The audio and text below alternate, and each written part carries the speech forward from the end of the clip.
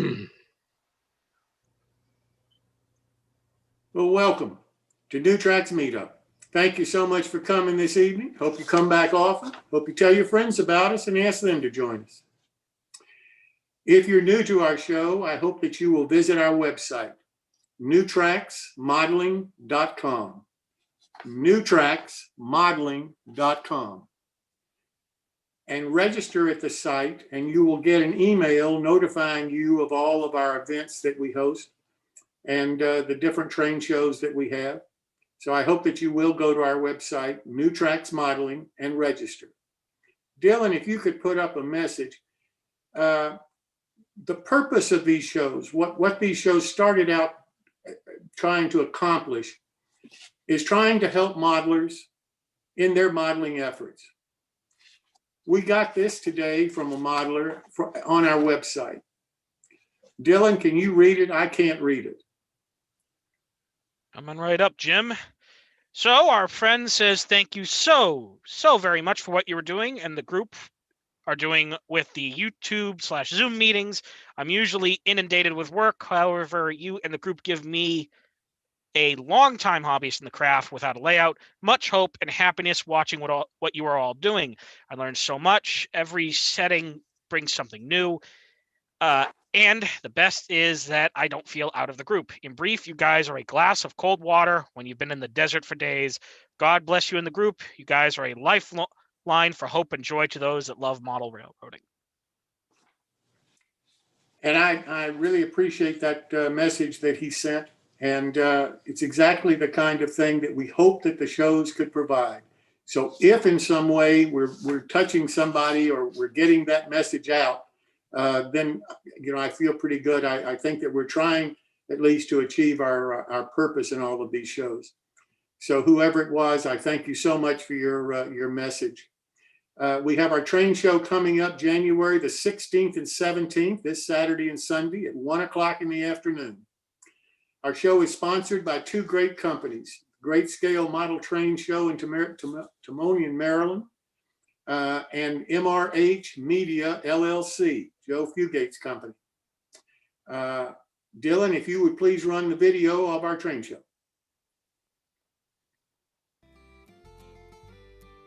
My name is Jim Kello, and on behalf of our New Tracks team and our great sponsors, the Great Scale Model Train Show and MRH Media, LLC, I want to invite you to attend the third virtual New Tracks train show on January the 16th and 17th, 2021 at 1 p.m. Eastern Time. It's free to attend, it's going to be fun, and it's going to be full of some of the most creative model manufacturers and publications in our hobby. You will be able to view the show live on Zoom or join the live Zoom streaming on the New Tracks YouTube channel. Please reserve January 16th and 17th, 2021 at 1 p.m. Eastern Time on your calendar now and register at our newtracksmodeling.com. That's newtracksmodeling.com so that you'll be notified by email and you will not miss the show. We really look forward to seeing you all there. And now I'd like to introduce one of the vendors. Hi, I'm Nick Sando of Nick's Trains. Do you miss train shows? I sure do. If you're like me, you'll join me and other vendors at the New Tracks Virtual Train Show on January 16th and 17th at 1 p.m. Eastern Time, right here on your computer. You can go to newtracksmodeling.com for a list of vendors and login information. Find out what's new. See you there and enjoy.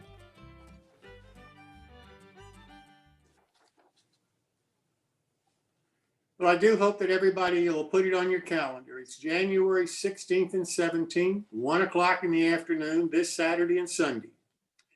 The one after that, the next one then, is going to be March 20 and 21. And that'll also be at 1 o'clock in the afternoon. That show will have all new vendors in it. Whoever the vendors in you see this time, you won't see them again in the March show. We're going to have a whole list of new invited vendors for our March show. So we hope you'll put that on your calendar and plan to join us for that event too. because of the show this Saturday, we will not be having our Saturday evening meetup as we normally do each Saturday. We just, with the train show and everything Saturday and Sunday, we just can't do the meetup that evening. Dylan, if you could pin me, it might be helpful. The next My Build is January the 27th. And Chris, of course, moderates that for us. Dylan, if you could put his email in the chat function. If you're building a model, you have a model, you have built a model, or you're going to build a model, we hope that you'll contact Chris and make arrangements to be in the My Build section so that you can share what you're working on with us. We really do enjoy seeing it and hope that you want to share with us here. Next, I'd like to go to Paul Thomson for his quick tip of the evening. Paul? Great, thanks, Jim. Dylan, can I get the first picture up there? I was going to talk down the road about a little trick I found in the local cookware, if you want to put it that way, at the local Canadian Tire, which is local to us. It was just a silicone mat that I used for high temperature stuff like soldering, etc., at shows or anywhere else. But I've done one better. What you see here is just a demonstration of the flexibility. Next slide, please, Dylan. I went to Amazon and I got this really nifty silicone mat, which basically is called a workbench high temperature insulation mat. And the neat thing about it was the other one cost me something like $6, but this one only cost me $20. And it's got all kinds of little features. Next, Dylan. Number one, it's got neat little pockets for tools. The little octagonal thing on the right is actually magnetic, so it'll hold screws, etc. Next slide, please, Dylan. As you can see, you can mount all kinds of little parts, etc., and your tools up top. Next slide, Dylan. This is back to another, I guess this one slipped in. Next slide, please, Dylan. Okay, wherever the screwdrivers are, at the end of it is magnetic. So you've got all kinds of little spots that'll hold either springs or screws or whatever, if you so desire. Next slide, please, Dylan. And one of the handy things is it'll hold brushes, screwdrivers, etc. on the back. The really nifty thing about this is you go on Amazon, look up mats like this. This is the larger size, but there is a smaller one. And the nice thing about it is you can work with a soldering iron, and this silicone will take the high temperature, and you don't have to worry about messing up your desk or the wife's kitchen table or wherever else you want to work. I don't think there's another slide, but nope, that's the is last there another one. one, Dylan? That's the last one? Okay. Basically, you can tell the size of this thing from the keyboard, and I found it to be very handy. It kind of excited me, so I thought I'd jump in and put this up. That's it for tonight, guys. Thanks. Paul, thanks again so very much. I really do Can you appreciate repeat the name of that, please? Okay, that's called a workbench high temperature insulation mat. You'll find it on Amazon. Be careful because the prices will vary. I paid $21 Canadian for this thing. Put it in the chat, Paul. If you can pull Yeah, it up, okay. if you can pull it Yeah. up from Amazon. Okay. Okay, I'm putting it in the chat then as to what it's called.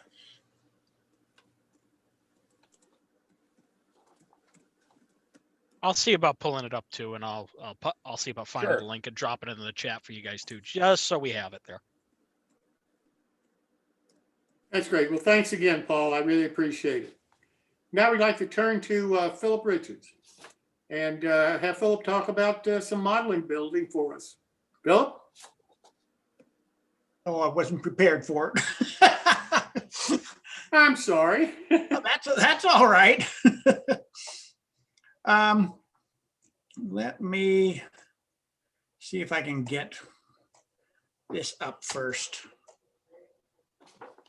You want me to go to Bob first and come back Yeah, to you? go to Bob, please. All right, let's go to Bob Farquahar and have Barb talk to us about some structures. How's that, Bob? All right. Okay, we can do that. There's this one I want right there. There we go. Oops. So anyway, this is number 2 and then of 9 building techniques. This is all preparing the media. Last week was the type of materials you use for building kits or whatever. And this one's going to be preparing the wood. Now, a lot of the instructions that come with a kit, for an example, or what you read on the internet and so on, talks about bracing, first thing to do. But that's almost the last thing I do, and I'll tell you why. This is an example. I like doing all my walls flat, and I like doing the painting, the windows, doors, detail parts, signage on the wall. The last thing I do is assemble the walls at that time. Or sorry, I do bracing and then assemble the walls. The reason is now these things will generally warp because this clapboard siding in this example is about 20% more material on the front facing side as compared to the back, so it will warp. So what I do, I put a sheet of wax paper down, put the piece on there, and paint both sides, stain both sides, alcohol in ink or the 100 line weathering mix or whatever I'm going to be using. I have about 5 different recipes I use, but and I just that's a background I'm going to be doing here. So if I'm going to do a little paint effect or like that, this gray color will come through in the bare spots. That's what I want. But I do paint both sides, and then what I do on the sheet of wax paper, I put it on in between 2 sheets and lots of weights. I leave it for a minimum of 1 minute, and I never get it. I never get it working. So there's another example. I want a really dirty background stain on this one. I really like. That's the effect I wanted to get. Like a bad paint job is going to be the result. So this is another example. The same thing could happen. This is all clapboard siding. Same thing with scribed siding, maybe warping and stuff like that. So I put it between 2 sheets of wax paper, weight it down for a day and maybe 2 days, and then it's good. So on the board what I do is I do all the texture on the wood first. And in this case, I'm using brass bristle brush.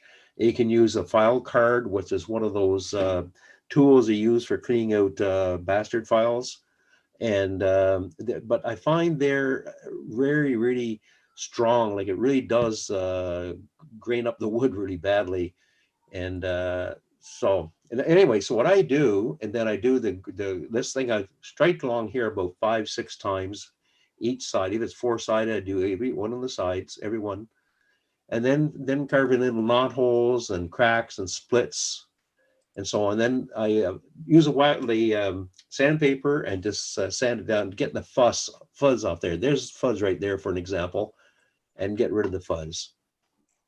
And then, so what I do is I use these trays and get them at the dollar store, and I put the stains, and like this example, I have 4 of them. And I put just divide up a quarter of the wood to go in here, another quarter here, another quarter there, and so on. And now I will let it set for possibly 2 hours on this one, 4 hours on this one, 6 hours on this one, and maybe overnight on this one. And then I take them out and dry the wood pieces. And then you get a different color effect on each of the boards. And there's an example. There's like, this is for about 1 hour. That's about 2 hours. That's about 4 hours. This is about 8 hours.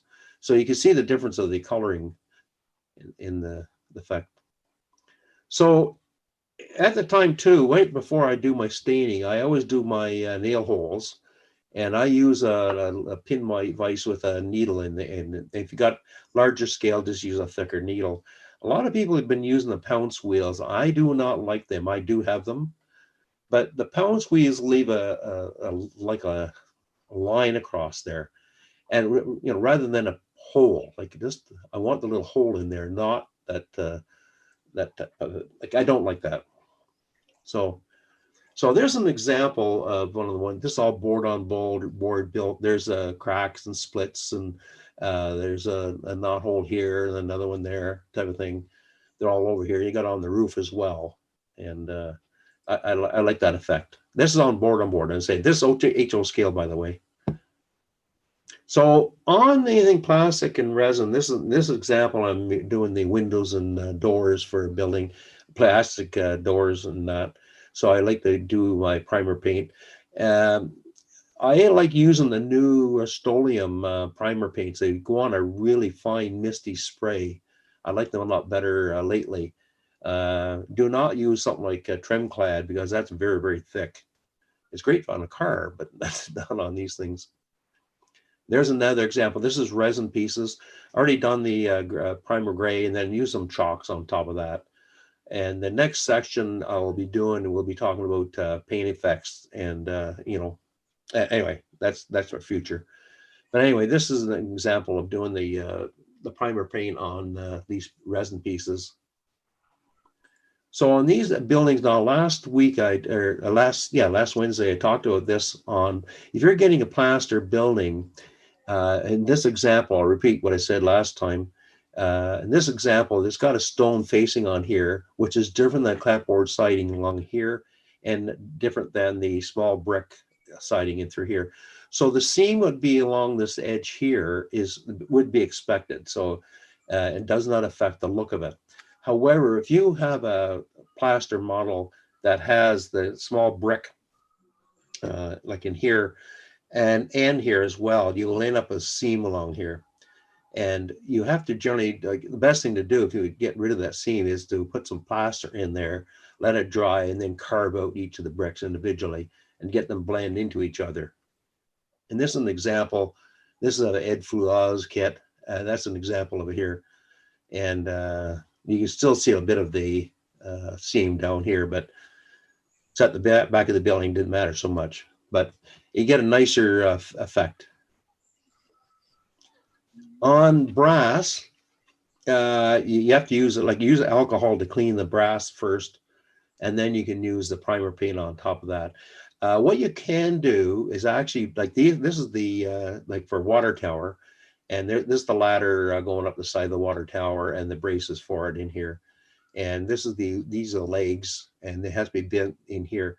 So what I would suggest, this one is bend all these pieces first. And I use solder to put brass together, but you can use ACC and epoxy or whatever you like. But then you can paint it. It's you're going to scratch the paint when you're going to bend these things.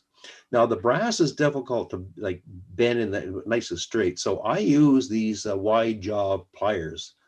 You can get them not locking type of thing, but you can find these pliers around, and then you can put that in right along here, halfway across there, and bend this part nice and straight. You get a nice, crisp, clean bend. If you do bend it wrong, they're very difficult to get them looking nice again. But anyway, lots of luck on that. So that's pretty much it. I'd say next time will be paint effects, like peel paint effects and so on. Okay? I'm done. Well, Bob, thank you so very much. I really appreciate Certainly. you doing this tonight for us. Sure. So, Philip, you ready now? I'm as ready as I'm going to be, I guess. Well, Mr. Richard, I'm turning it over to you, sir. Okay, we're going to share the screen, and okay, this is a kit bashed, scratch built work crane in ON30.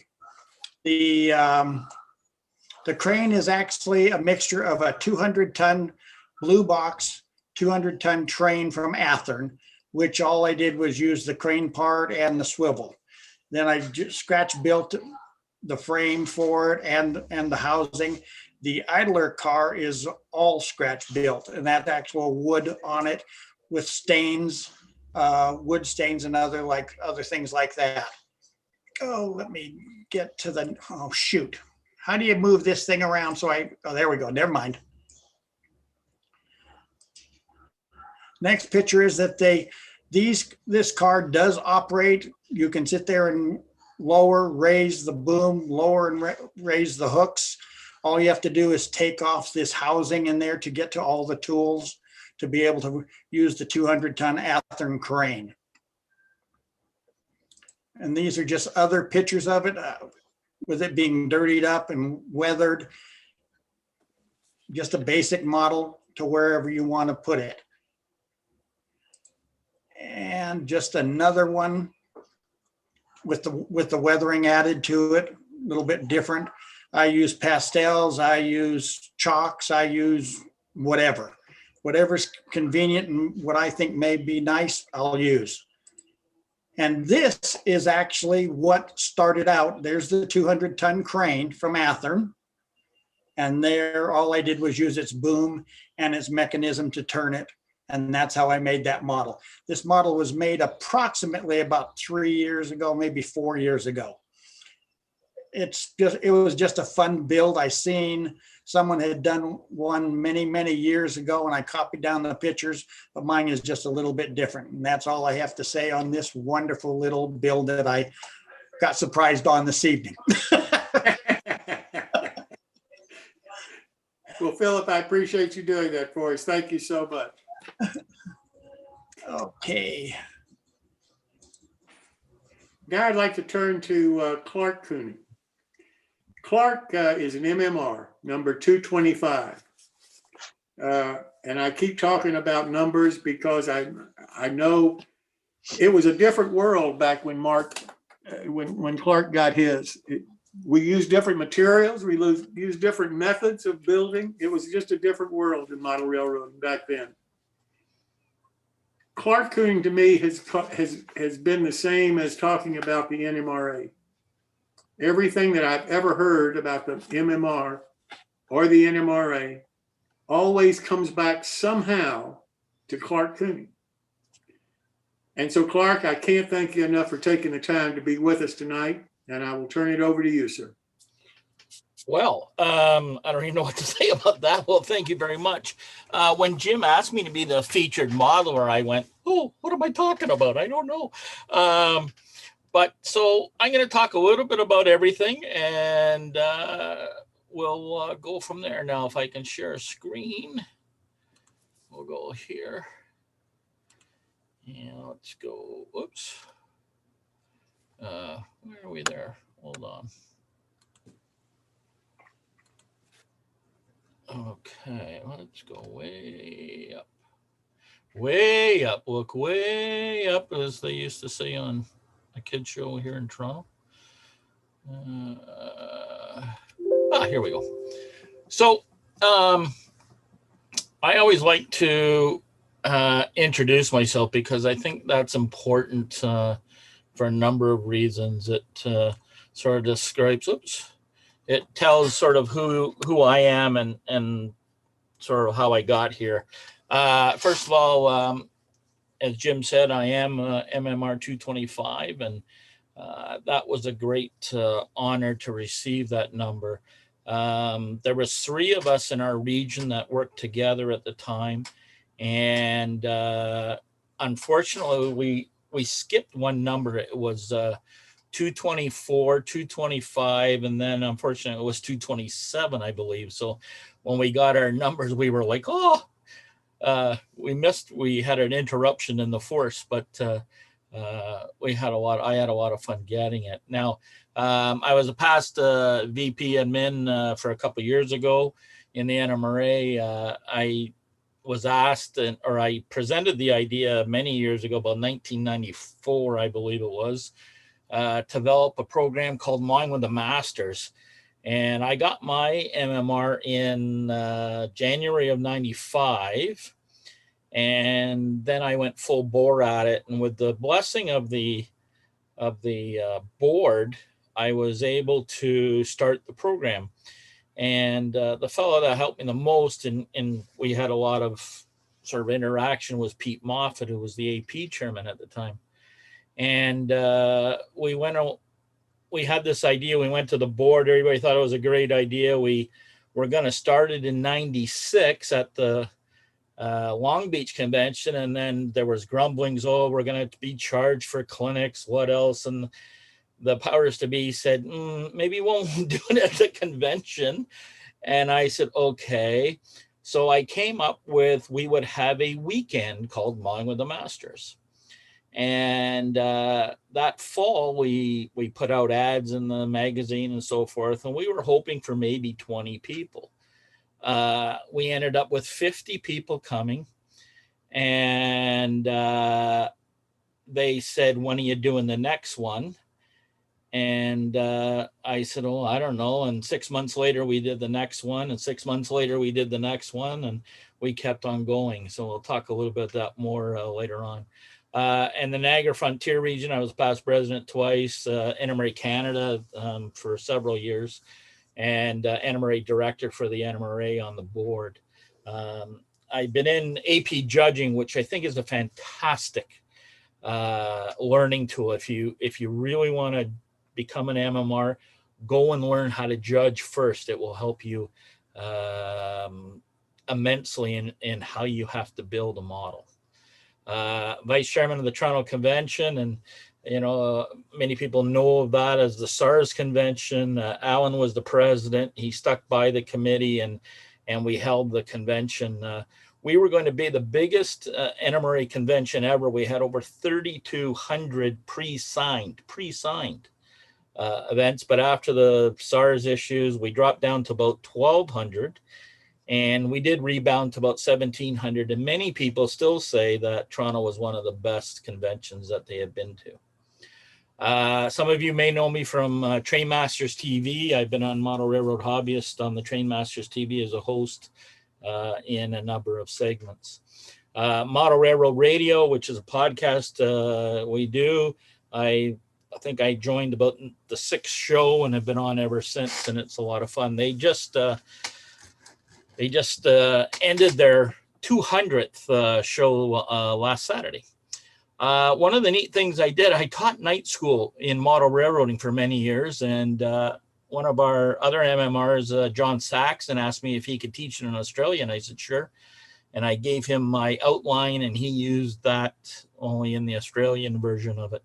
So I was quite pleased with that. I model in many scales. I'm a rubber gauger. People say, not what scale are you in this month? They usually say, what scale are you in this hour? So I dabble in ON30, ON3, SN3, HON3, HON, and even Z. I do have 2 pieces of G scale as well. Right now I'm building an HO layout, mostly because the people here in Elliott Lake wouldn't know what narrow gauge was, even though that's kind of where my heart is. I am a narrow gauger at heart, I think. I live in Elliott Lake, Ontario, which is way above Lake Huron, and I'll show you that. And I was retired. I've been a retired paramedic since I moved up here, and I was 35 years on the front line. And I give a lot of thought to those who are still working out there and having to deal with COVID. Just as sort of a little, credibility, I do have my NMR plaque. And matter of fact, I think one of these presidential awards is actually signed by Alan. Whoops. And I appreciate all those awards. Some were for actual models, some were for just working on behalf of the NMRA. Where is Elliott Lake? Well, it's way up here on the top of Lake Huron. I'm about 2 hours to Sault Ste. Marie, Michigan area here. And it's about a 6.5 hour drive down to Toronto. Detroit's about 8. So I'm on the top of the world. A lot of people say when Santa comes to my house, he has to actually come north. Elliott Lake is a small little town. There's like 10,000 of us in the wilderness. This is taken from way up on a lookout. This is my subdivision where I live. And I don't know if you can see this little dirt road up here, but keep that in mind, because from my house, which is over here, to this little dirt road's about 6, maybe 5 minutes. And I'll show you why that's important. Looking the other way is kind of the town part. There's more residential area, but we are in the wilderness up here. There's basically one road in and one road out. This is from the front of my house, and where I was taking those pictures were up where this tower is and the little observation deck. That road takes me to this lake. I can hook up my boat and be on this lake in about 7 minutes and be out fishing in the summer. I try not to, other than the Anna Murray Convention, I try not to do much more railroading in the summer just because I feel I get burned out. You can catch nice bass. You can catch little northern pikes up there. He's about 38, 40 incher, that one. And of course, the winter, there's a little snow. And so you go ice fishing. We get on our sleds and we go ice fishing. Or we just look out and say, oh, look at that. It's pretty crappy out. I'll be in the basement for the rest of the day. When I moved up here, there was a model railroad club. And unfortunately, I guess it would be 2 years ago now, in February. Oh, it says right there the 22nd of February. We had a roof collapse of our community center. This is where the hole is over a large auditorium. And our model railroad club is this little strip here. And we have about 12 active members. We have about 15 members in total. And we would meet there 3 times a week and building a large HL layout. And once the collapse happened, we were out of it till the following almost September. We got in, we could retrieve all the electronics. We took out the modules and all the stuff, but this building is no longer even there. They had to take it down totally. This is a little show layout that was built by Jim Martin. It was actually featured in Craftsman. And Jim was going to get rid of this. And I said, no, you can't do that. And I bought it from him for just a little price. And I take it to some shows with me, and it's sort of two-sided. There's actually a little transfer table in this sort of garage. So when you come in from the main line, you go in there and it's like a British sort of layout where you have a pivot point and just pivot the whole train over here, and then you can come out on this section. And the other section has got like a little mine to it, but it was a beautiful little piece, and I just couldn't see it go to the dump. Whoops. This was another piece that I rescued. This is another ON30 piece that one of our guys did, and I helped him once or twice man this as a booth at some of the train shows. And when he told me he was going to get rid of it, I said, no, you can't do that. I'll buy it off you. So this is in my laundry room right now on a big shelf. And it is a beautiful, beautiful piece. N scale, I really started in N scale. This was actually shot on the Module track. That's a train of mine. And but I love N scale, and I have many T-track modules. When we moved in our permanent home down south, I built an SN3 layout because that's where my heart was. And this was a shot that I took, and there's no computer enhancement. This is just modeling and a camera and take a shot. So there's nothing there. There's sort of an overall bridge scene of what it looks like, and the train was coming around that corner. After I had a pretty bad divorce, unfortunately, and I was kind of destitute for about 1.5 years. And then I finally got uprighted and got into a little apartment, and I built this set of HO3 modules. And you can see over here in the corner of this lip, it actually would join over here. So I had a complete loop. And this whole module, or these are 3 modules that are just sitting on brackets because you can't really mount anything. This was in the early stages. I've furthered along, but there is actually no wood in this whole thing other than the trim pieces and the valance. And that is made out of black cherry. And it's all made out of, oh my gosh, foam board, but it's not foam board. It's, we had the fellow on, or we talked to him. Pardon? Gator board. Yep, gator board.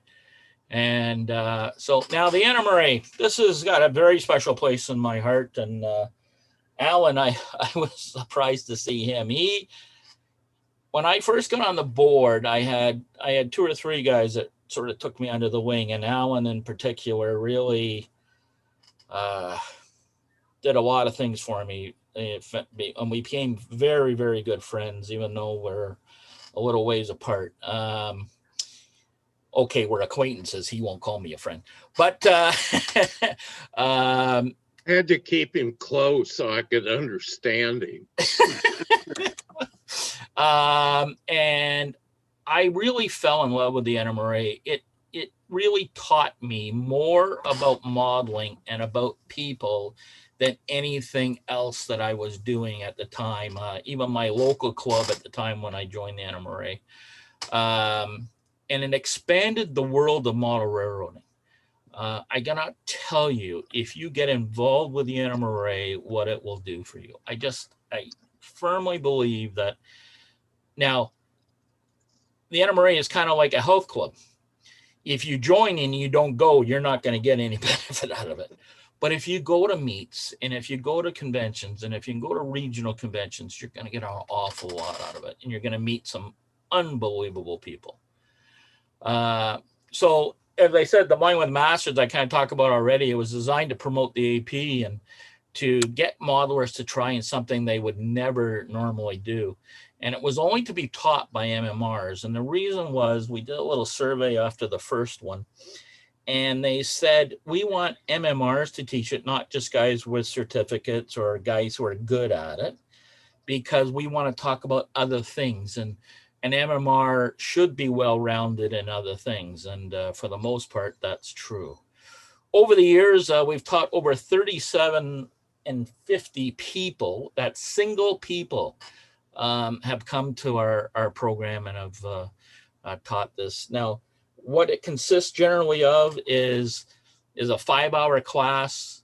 And we do a little introduction, and then we sit down. There's usually 4 MMRs in the room, and we sit down with people and go on one-on-one if they're having any problems. This is a short list of people who have been MMRs, who have taught with me. Pete Smith, just an unbelievable guy. He's an SN3 guy. Everybody, I think, knows Alan McClellan. Alan really jumped into this program early and was there for several years. And people loved coming, and they wouldn't just talk, what we were doing. They would talk about all kinds of things. Pete Moffat, again, another great guy who spent a lot of time with people. Very good teachers. Al Booz, I cannot thank enough, from Texas, just a great guy. And then Fran and Miles Hale, again, for years, they helped me out. And John Lawrence.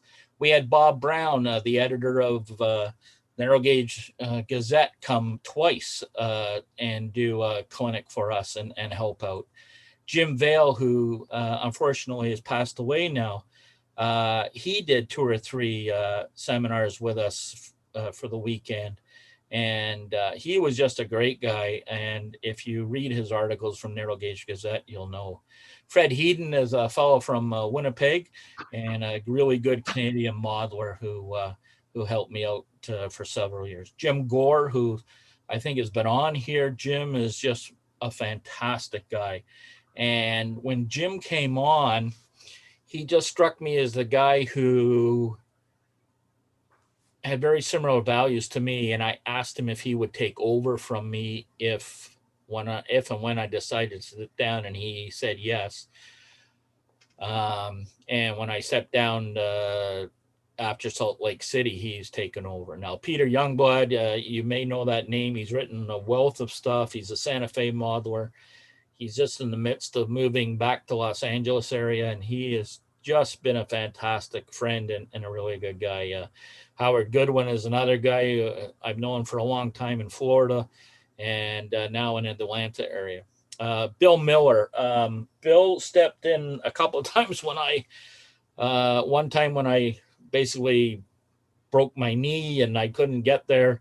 I've only missed 2 modeling the Masters since 1996. So Bill jumped in, and Bill's unfortunately passed away as well. Mary Miller, his wife, helped out. She's an MMR. Another great guy, Lex Parker, just a super guy who probably, to me, I think they're, MMRs are like doctors. There's the top of the class, and then there's the other guys.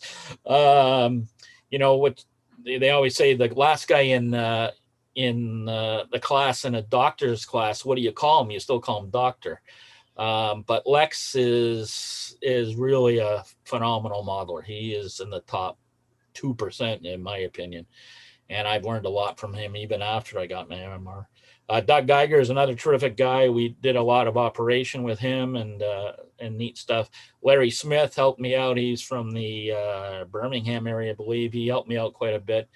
And then Pete Magoon and Kathy Malat helped me out another time when I was incapacitated and she couldn't show up, and they took over. So I really appreciate those guys. But you can see these guys and women are just some of the top modelers, and better than that, they're top teachers.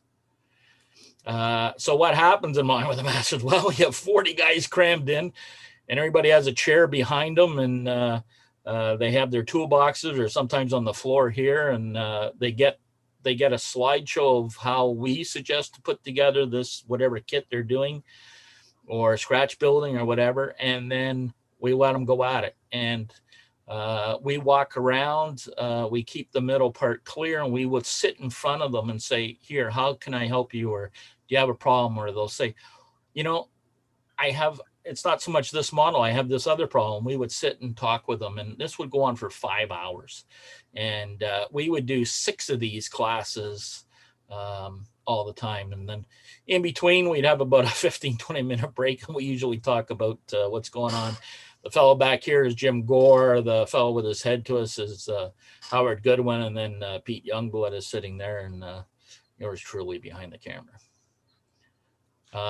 Some of you may know I participate with Fast Tracks. Tim Wares, who owns the company, is a very good friend of mine. And when I first saw his product, I said, you got to sell, or first saw what he was doing, I said, you got to sell this. And he says, nah, who's going to buy it? Well, trust me, people buy it. When we went to the first narrow gauge convention, and we just had a little table. He didn't even want to come. He just said, you go, I'm not going to do this. On the Saturday night, he phoned me and said, you've sold so much, I don't even know if I can produce it, because he was actually producing them at work. And that was the start of Fast Tracks. And that weekend at the narrow gauge, we sold over $10,000 worth of items. Art Fahey is another great guy I met through the NMRA, and we become fast friends. And when I'm not doing Fast Tracks booths, such as in Springfield, Tim doesn't usually go to Springfield. I do clinics and help out Art at the Bar Mills booth in Springfield. My own home layout, well, when I moved up here to Elliott Lake, boxes and crap, and oh man, what are we going to do? And I said to my wife, my second wife, I said, okay, the basement is mine. She says, okay. She says, deal, no train crap above the second floor. I said, okay. So it took me a while to get an electrician to put these LED lights in the train room. This is the train room. It's all trains. And it kind of looked like that when we first moved in. You throw stuff in. That is one of the modules from the apartment that I had. So we continued. Now this space was also, I thought, oh, I'm going to use that somehow. And we'll turn that into something. So I painted all the walls nice fresh white and fixed all the holes and then made more holes. And eventually sort of got the bottom bench work done. And I use all pocket screws to put in all the cross pieces. That way, in case I have to move them, I can move them and there's no problem. Here's sort of the bench work down, and this is going to be a double tier here, and you'll see in further pictures. And I'm trying to figure out how to do things. Now you'll see this big space because it is, and back here as well, and back here, there's about a 6-inch or 8-inch space between the wall and the plywood. And the only plywood I use is cabinet grade plywood. I don't use anything else. And I use sheet cork. And these spaces are so, because this is going to be hidden, I needed to be able to get up into here, and I'll show you how I did that. So here I'm trying to figure out the second level. That one was way too high. It was, too much clearance actually. So I modified it, and here's the rails. They're all nicely painted, and I'm painting the walls the sky blue. I wanted the bottom to be white because it'd be nice and bright. So when I had all the storage stuff. Now I'm laying the track. This is a scratch built hand laid track here using a sort of fast tracks, but I'm not putting in the ties because I don't need it. It's all, but this electronic piece is going in where these two holes are, and all the wiring for the hidden staging yard is being assembled. That's it there without the wire showing, and I'm kind of running trains up and down, making sure. Now you can see here, that was here it's open space. Here I've got a piece of masonite stuck in there, and it's got a kind of just a little extension underneath and it rides on top here. And how that important is, and I painted it all nice, I can take that out and pop it out. So if I ever need to get under there, I can get under there. Here it is all open still. And I'm got all these are touch toggle buttons, and we'll show you how those go together. So that's all this is underground yard. Up top is going to be the main town. It's in a room about 12 and a half by 28. Whoops. Yeah. So this is the one end. Again, there's a switch under here, and I wanted to make sure I could get to it. So I have this window, and I've cut some half-inch trim that will fit in there, so it makes it nice and neat. And I'm just kind of holding this in place to make sure it's all going to work. I'm putting the top on now that I know that the bottom is all wired and working, and I've got these pieces up here. You can see the plywood being put up. Again, I use the carpenter's grade wood with just sheets of cork, and I use the low odor, or is basically a water soluble contact cement, and I attach the track that way too. I don't use anything else but cement. So again, here it is unpainted. Down here, it's all been painted. As you can see, the tracks are all in. That's the hidden staging. So here's another piece going to go over that.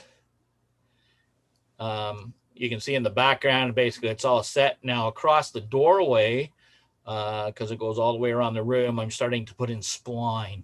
And if you've ever used spline, it's a fantastic way. Now, it gets cold up here where we are, so I have a little electric furnace.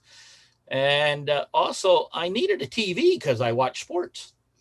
So I can watch TV and work on the railroad all at the same time. Or sometimes I watch, like everybody should do exercises once in a while. So I have this young lady who was doing exercises. And if you believe that. This is the front fascia. I've taken off the top pieces again so I can get in. All these buttons have to go into these sections. If you've never used touch toggles, they're a fantastic unit. We'll talk about it later. So that's how it looks when they're kind of in place. And then again, I paint all the cork first, seal it with a gray stuff. Now, this is the top piece, and I've got the track all marked out and where the turnouts are going to go. And then what I did, I locked it into a work vise because I have little space to work here.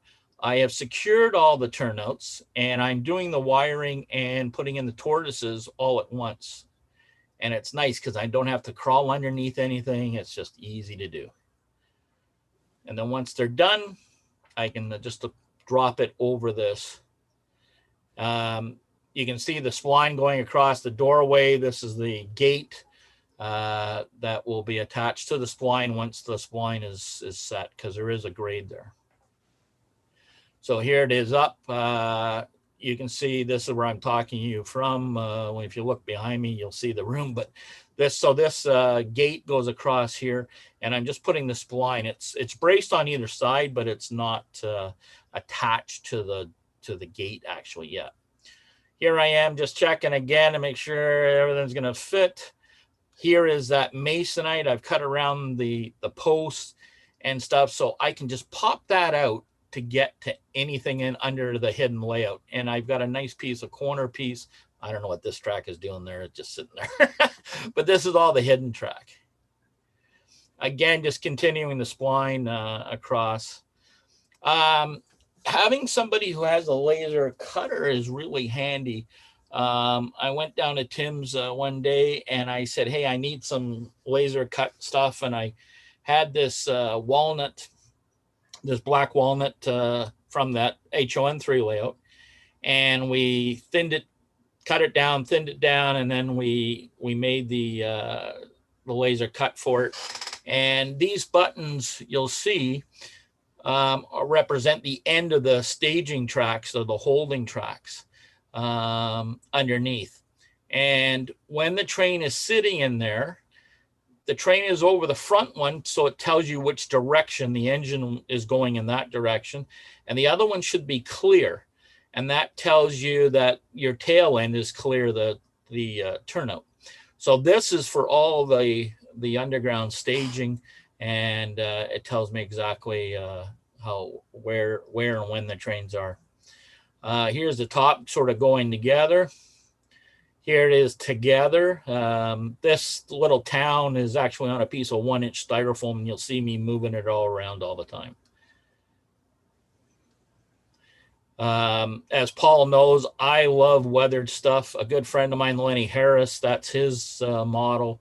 Some I have bought that way, some I have done myself, and the more I've learned, the more I do myself. And here's the front now of the main panel. You've got the underground or the staging area. You've got the two ends of this main yard are up here in the vertical. And where you see these singles are for single switches, and they're generally right above the points. All right, these panels, and I'll show you a little bit later, they're actually for the NCE plugins. I actually had Tim and I sat down and we copied the NCE panels, and we used the laser to cut them. Here's the sort of the end again. You can see that down moves around a lot. I have zillions of these containers, and they get moved around. Here's the opposite end, and I have curved corners.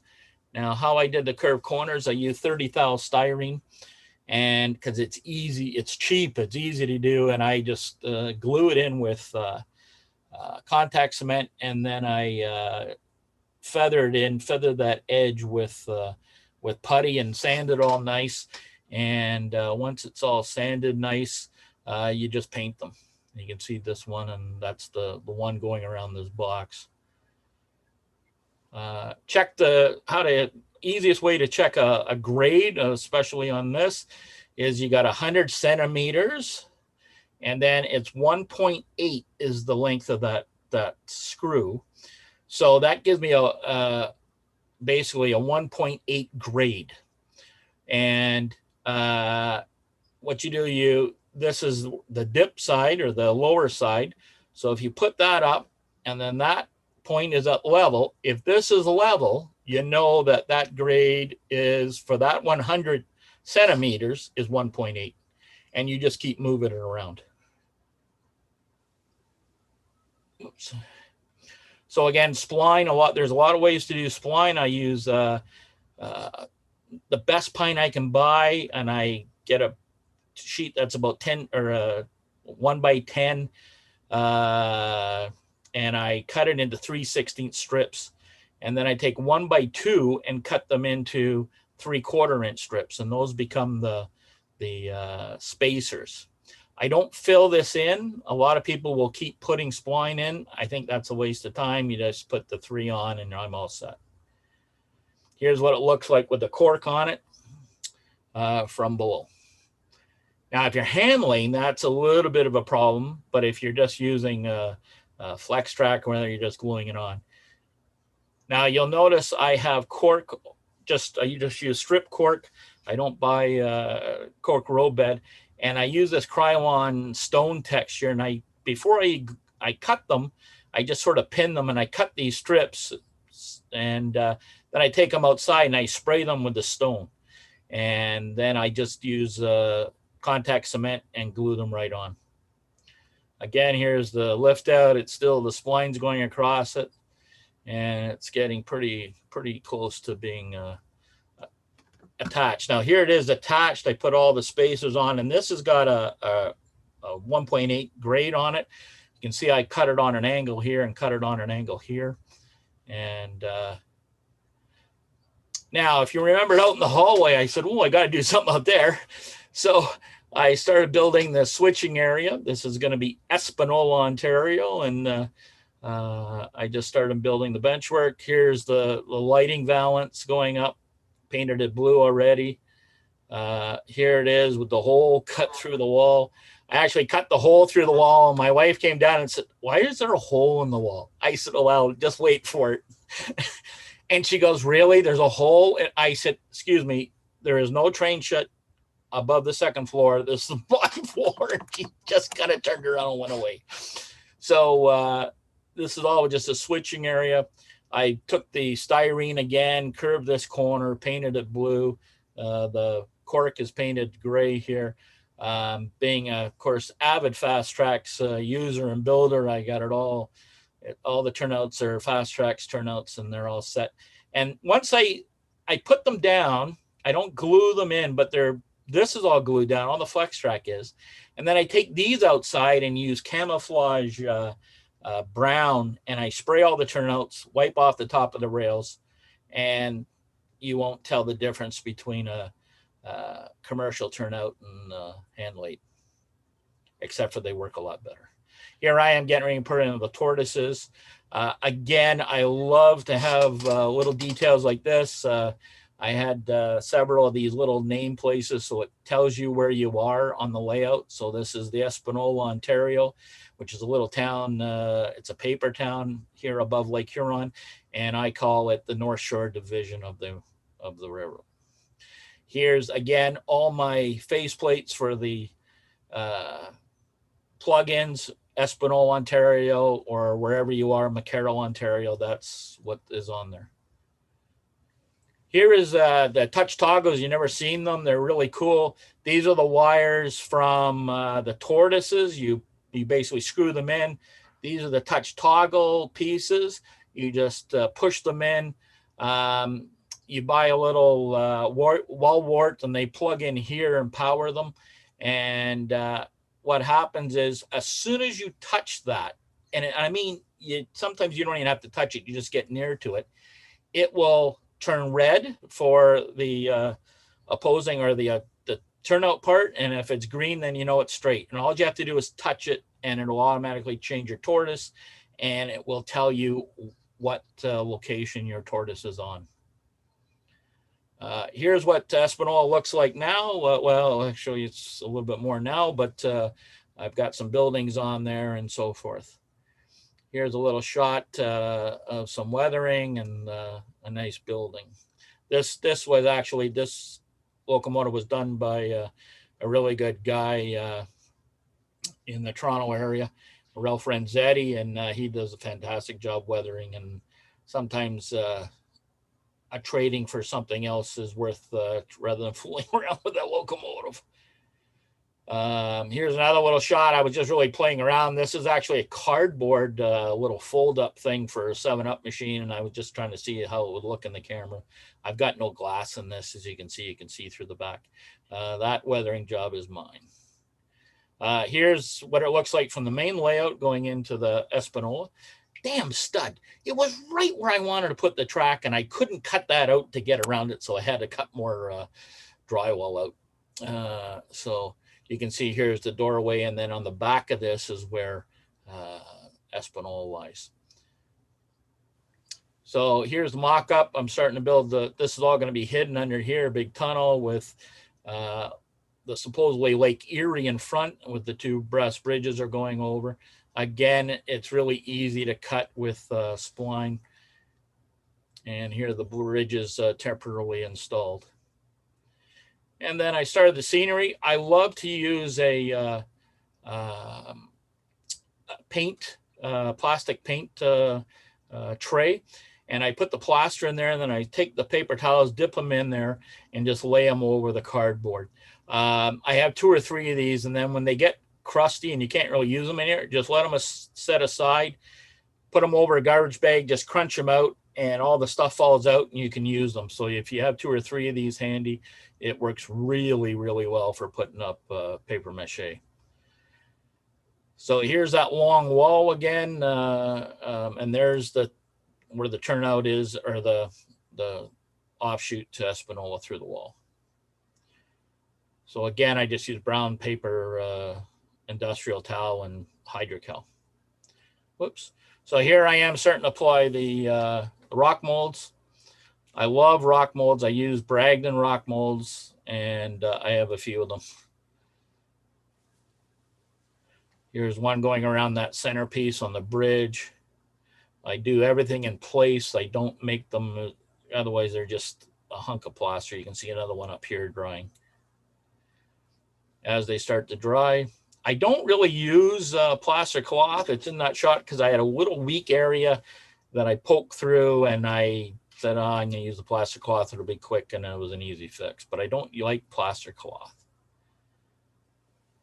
I started to stain the rock with Woodland Scenics pigments. And that's kind of a side shot of, now these bridges are not in permanently. They're just in there for the shot. Again, the Woodland Scenics pigments are just fantastic for doing rock work. Hey, Clark, can I ask you a question real quick? Yes, sir. Because I was just thinking of it while you were saying it. What do you think is the biggest issue with plaster cloth? Because that seems like it's a pretty common thing to use.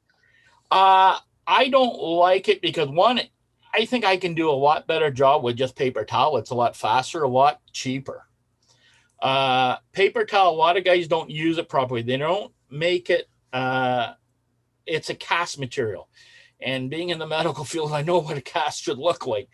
They don't massage it enough and don't add more hydrocal to it. And you get all those holes. And it looks like hell. It's just, I don't know. I don't use it a lot, especially in a big area. All right, that makes sense. So anyway, again, here's Espanola again out here. It's kind of getting more finished. Now, I am not a background painter or a painter at all, but I use the John Lawrence has these fantastic stencils, so I use them, and I just use paint. And I started, and I thought, oh my God, what am I doing? But it went along, and down here it looks a little rough, but it's still going to be finished. But there it looks back when you take a picture, it doesn't look too bad. So, and the clouds were just done with acrylic art paint and a sponge. My little modeling desk, everything's on wheels so I can move it around the layout. I try desperately not to put stuff up on the layout. I just hate that. But I love weathering. I do a big weathering clinic. Ralph Renzetti showed me a lot, and some other guys, but Ralph, I use this technique. And if you go to Model Railroad Hobbyist, you can see our clinic on weathering. Use water oilable mixables. I use a little bit of pan pastels. These are the liquids I also use with the oils.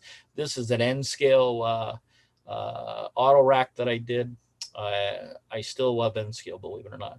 I love operation. This is the Pasadena Club. If you've ever been out there, it's a fantastic group of guys. I got to know them very well. I had a close friend.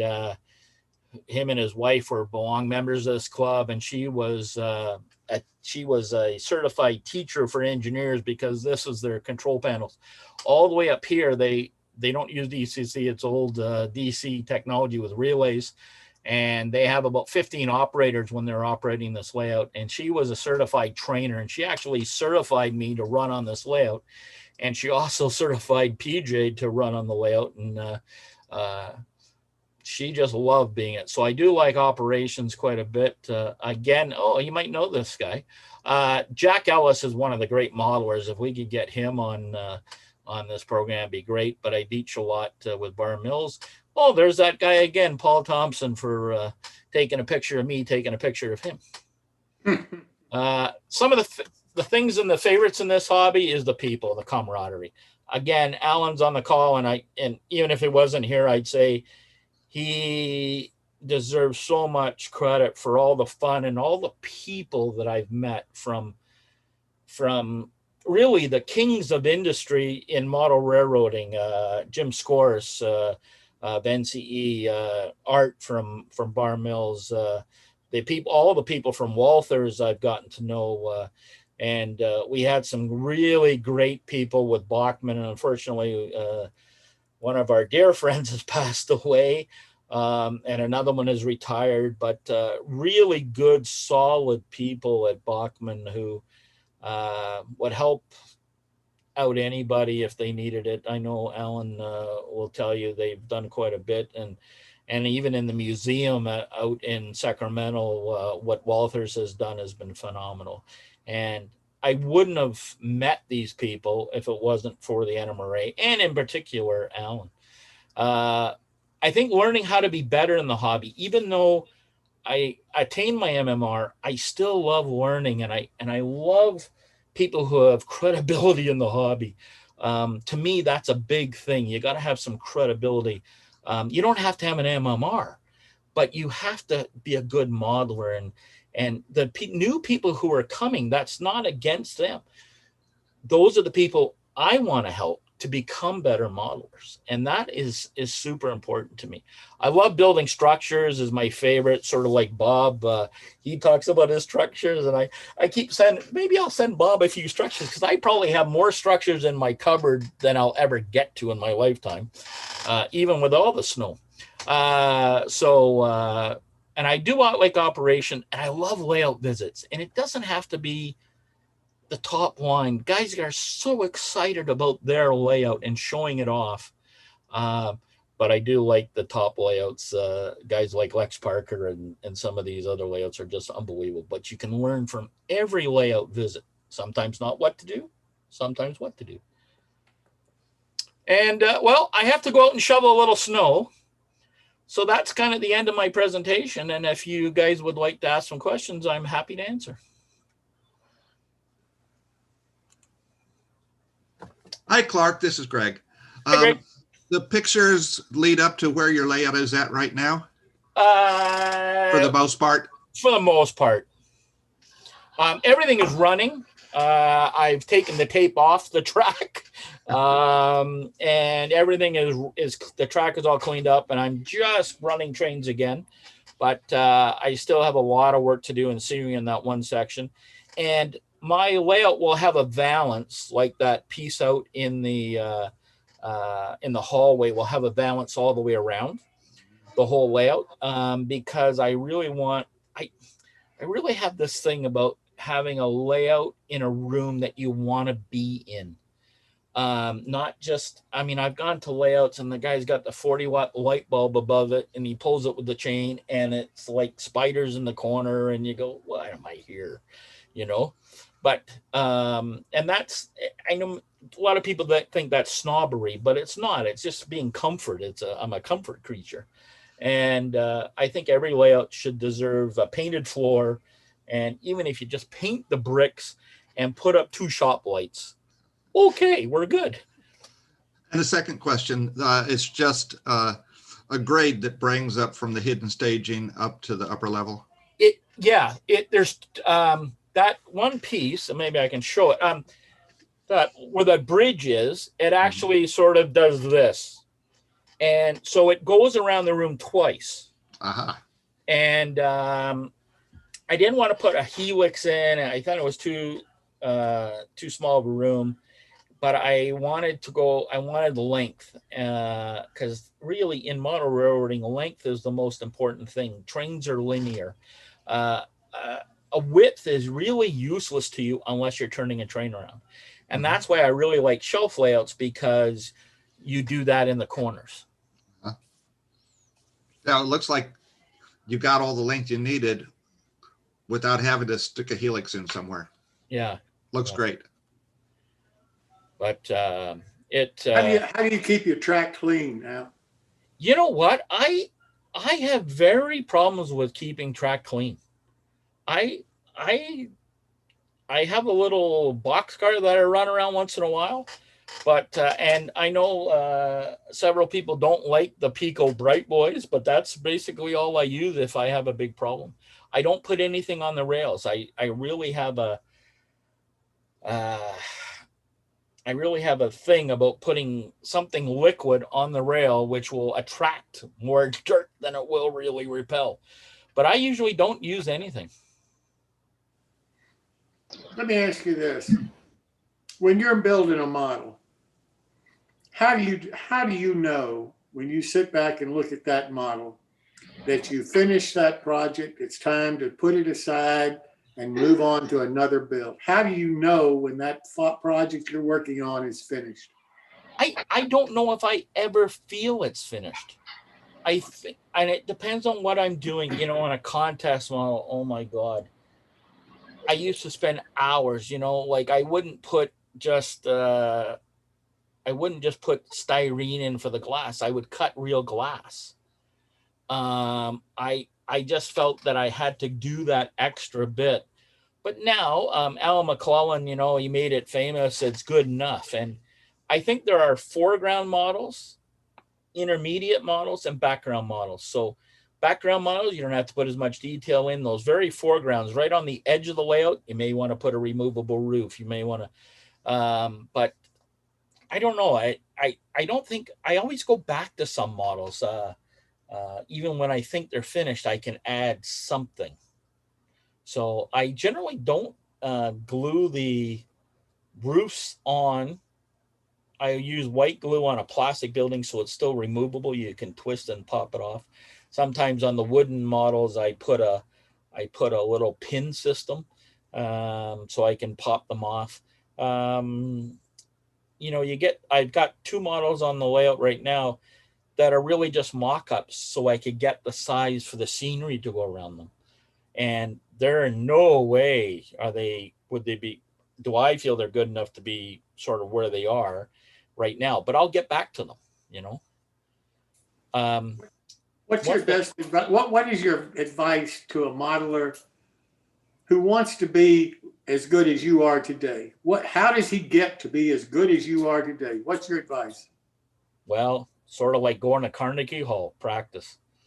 I'll tell you, when I went to my first regional convention, I worked 3 months on an N-scale building, and I thought, oh, nobody's going to beat me. I'm going to win first place. I got 37 points out of possible 120. And I was mad. And two of the judges came over and said, Clark, what's the matter? I said, how could you mark this that low? And they showed me. And I go, well, I thought that was good enough. And they go, not in a contest model. It's not. There's no such thing as good enough. It's either perfect or it's not. And I went, okay. The next model I put in at the next 6 months later or 8 months later at the next regional, I won first place overall with 113 points. How I got there was criticism, but with compassion.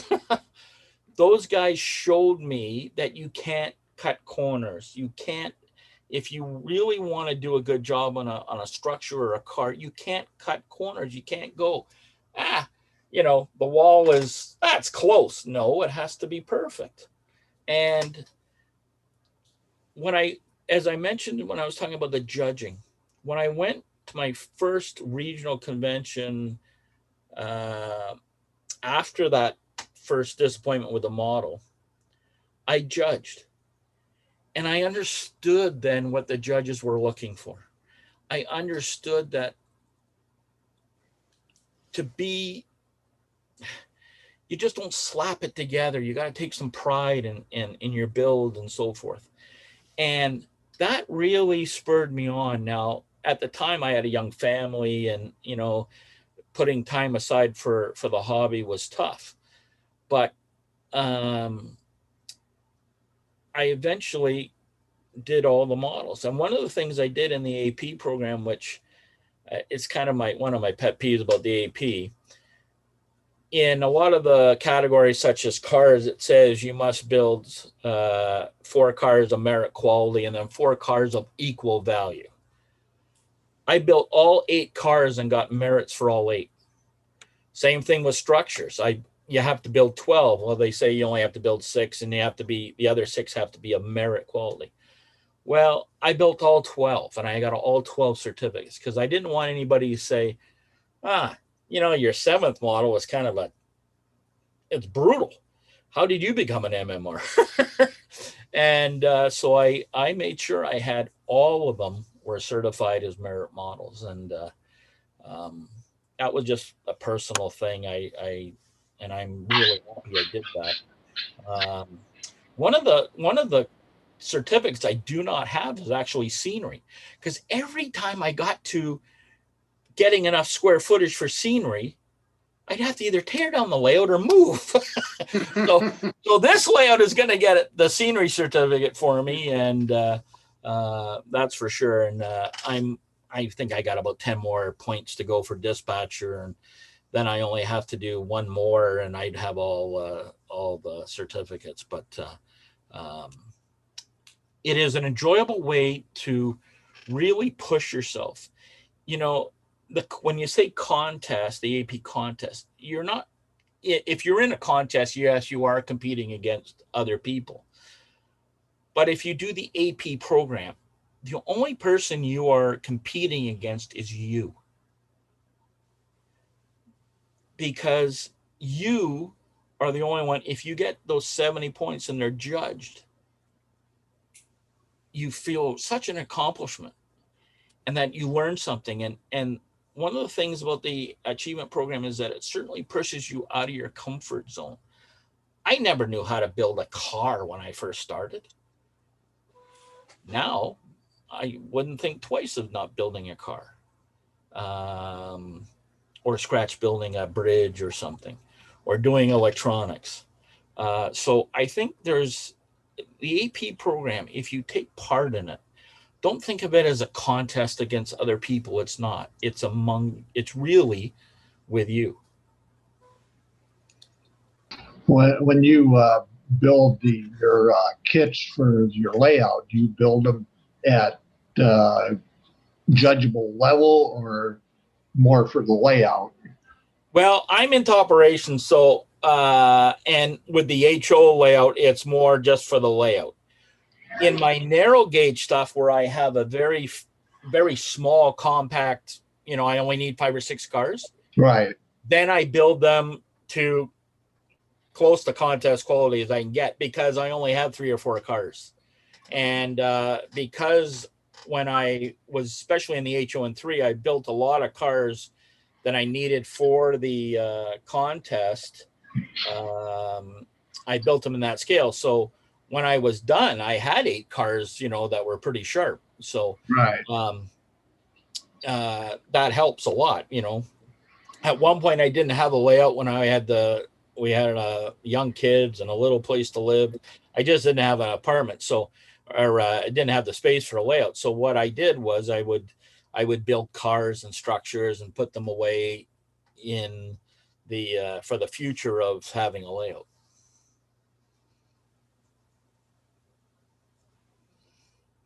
Now you have said that nothing that has to do with trains has to be on the 2nd floor. Does that include clothing? No, and actually there are 3 pieces of artwork that are on the upper floor because my wife liked them. No, she's actually a pretty good sport, and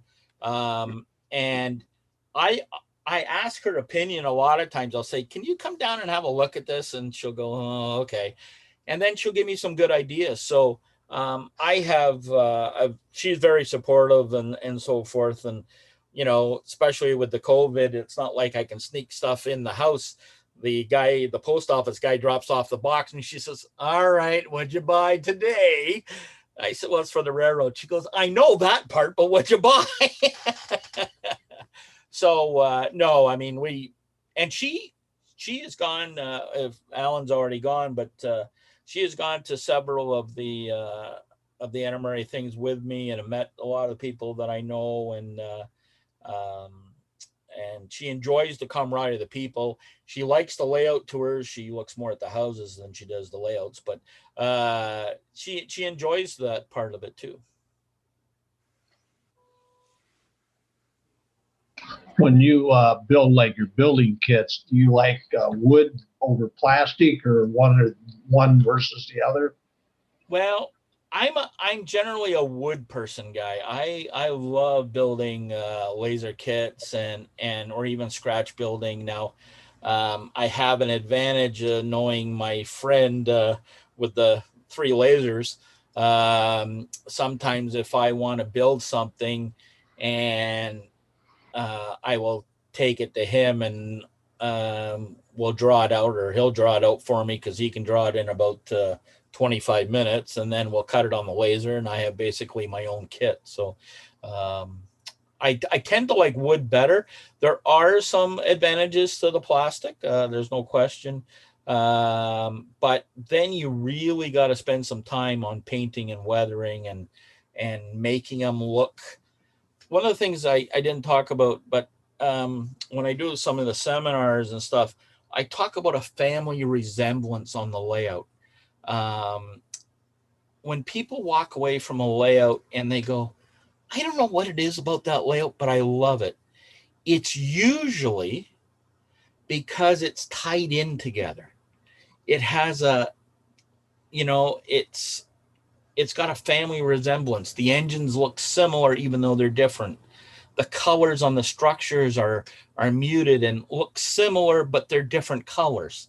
And that is really, I think, important, especially on small layouts where when you see the whole layout, that family resemblance really, really is an important factor.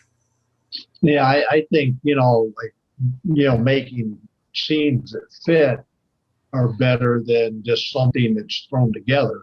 Right. And I'm looking at a layout. I like to see where the buildings actually look like they fit into the scene and not just plop there. Exactly. Yeah. And the coloring, you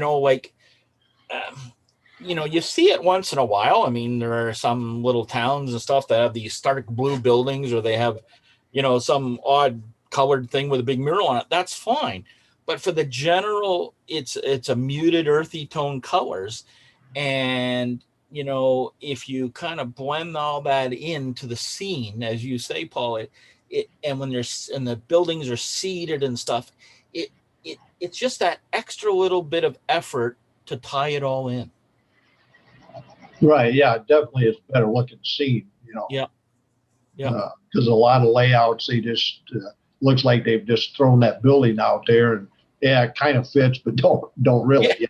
Yeah. And I mean, people on small layouts you should really pick small buildings, small structures, because right. Don't pick a 20-story building on a small layout. Right.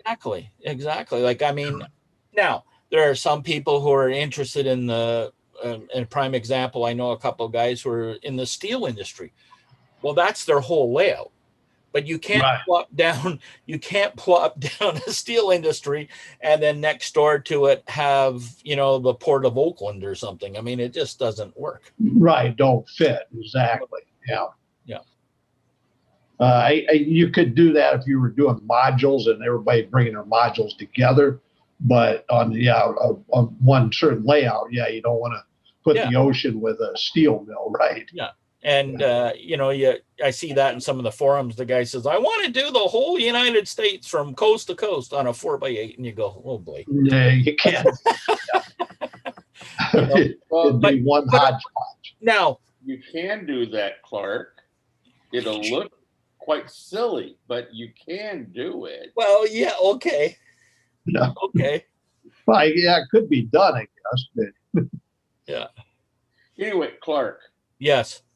Before everybody leaves, I want to publicly thank you for your service. Oh, well, thank you. You're very important, you first responders. But now we have a disconnect here. You keep saying second floor, but you live in a one-story house. No, well, no, I live in a bungalow, I guess you'd call it. Yeah. But we have the main floor and the basement. Right. And so for us Americans, that is where you're sitting right now is the first floor, the main floor. Okay. Yeah. We call it the first floor. And the other is the basement, negative numbers, -1. Yeah. Well, listen. Before we go down this rabbit hole, does anybody have any model railroading questions for Clark? Then Clark, I want to thank you so much for being here this evening. I really do appreciate it. I appreciate your time. I loved your presentation.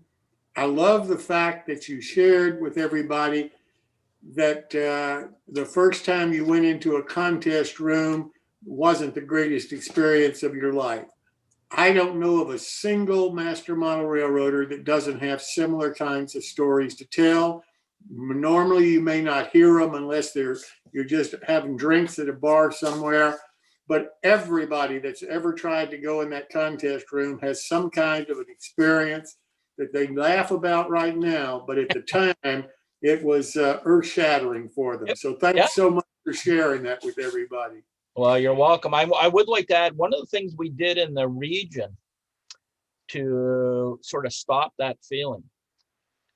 When people didn't make a merit, we put a little card beside their model and it says, please come and speak to the judges.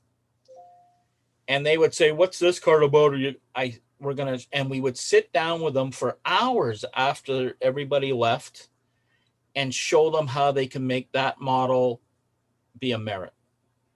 And with that little bit of effort by the judges, we had very little grumbling about, oh, you're trying to screw me and you don't know what you're talking about. And most of those guys would come back to the contest and be very successful. I love it. I love it. It's exactly what everybody needs. Too bad it doesn't happen that often, but it's exactly the kind of thing that will bring modelers back and have them enter the contest again. Now, so next time is our next show is Wednesday, January the 20th, because as I said earlier, we don't have one this Saturday because Saturday is the train show. So Wednesday, January the 20th at 7 p.m. Eastern, our featured modeler is Joe Fugate. And I think you're going to enjoy Joe and hear what he has to say.